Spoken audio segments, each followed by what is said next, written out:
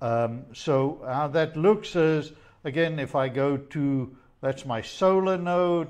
If I look at my solar nodes information, I can see this node number here. So that's what goes into a script. It basically says, reporting node, look for, if it's this specific node on my Meshtastic network, then report it to node solar battery percentage. So there's the file. You can look at that file on the site, but what it basically then says, I will write this away to mqtt.yaml.